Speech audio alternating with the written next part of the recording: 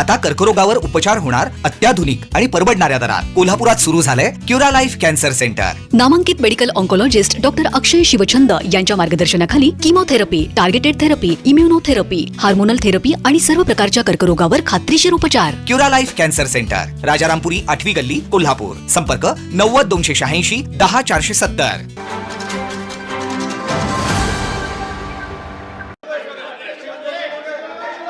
अध्यक्ष महोदय, पूर्वी कुठेतरी ही गांजा विक्री केली जायची, पण कोल्हापुरात आता अध्यक्ष महोदय टप्प्यावर गांजा विकला जाऊ लागलेला आहे। माझे या ठिकाणी एक स्पेसिफिक दोन तीन स्पेसिफिक प्रश्न आहेत। एक म्हणजे कोल्हापूरसह राज्यामध्ये नशेचे पदार्थ विकले जात असल्याने तरुण पिढी बर्बाद होत असल्याने मुलींना नशेच्या माध्यमातून मुलींचा गैरवापर होतो, याचा राष्ट्र निर्माणामध्ये अडचण निर्माण होत आहे।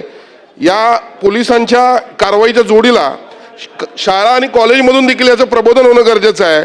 तसंच चित्रपटातून जे नशेचं उदात्तीकरण सुरू आहे ते थांबलं पाहिजे, यासाठी आपण काही कायदा करणार आहोत का? त्याचबरोबर महाराष्ट्रामध्ये प्रत्येक जिल्ह्यामध्ये तसेच उपजिल्हा रुग्णालयामध्ये तसेच वैद्यकीय उच्च शिक्षण खात्याच्या कॉलेजमध्ये किमान 50 बेडचे मोफत नशामुक्ती केंद्र सुरू केली जातील का? आणि तिसरा प्रश्न आहे, ज्याप्रमाणे IPS CRPS मध्ये सुधारणा करून BNS भारतीय न्याय संहिता, BNSS भारतीय नागरिक सुरक्षा संहिता अंमलात आली, त्याचप्रमाणे NDPS ऍक्ट मध्ये अंमली पदार्थ प्रतिबंध अधिनियम सुधारणा करून किचकट प्रक्रिया सुलभ केली जाईल का?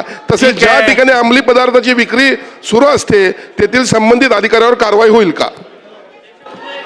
अध्यक्ष महोदय, सन्माननीय सदस्यांनी पहिल्यांदा जे सांगितलंय चित्रपटातल्या उदात्तीकरणावर त्या ठिकाणी ऑलरेडी सेन्सर बोर्डाने आक्षेप घेतलेले आहेत आणि आता त्या संदर्भातले नियम तयार झालेले आहेत।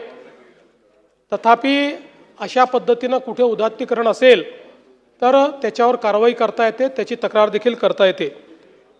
आपण जे नशामुक्ती केंद्राच्या संदर्भात सांगितलं आहे, मी whole of the government approach जो सांगितला याच्यामध्ये आपण जे काही विभाग आहेत म्हणजे याच्यामधलं सार्वजनिक आरोग्य विभाग आणि सामाजिक न्याय विभाग या दोन विभागांना हेच काम दिलेलं आहे की त्यांनी प्रत्येक जिल्ह्यामध्ये नशामुक्ती केंद्र तयार होतील अशा पद्धतीनं रचना उभी करायची आहे।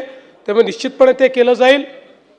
जो काही NDPS ऍक्ट आहे या कायद्यामध्ये सुधारणा करण्याकरता केंद्र सरकारने कारवाई सुरू केलेली आहे।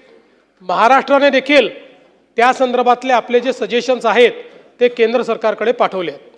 ताज्या घडामोडी पाहण्यासाठी माझा महाराष्ट्र न्यूजला आजच सबस्क्राइब करा।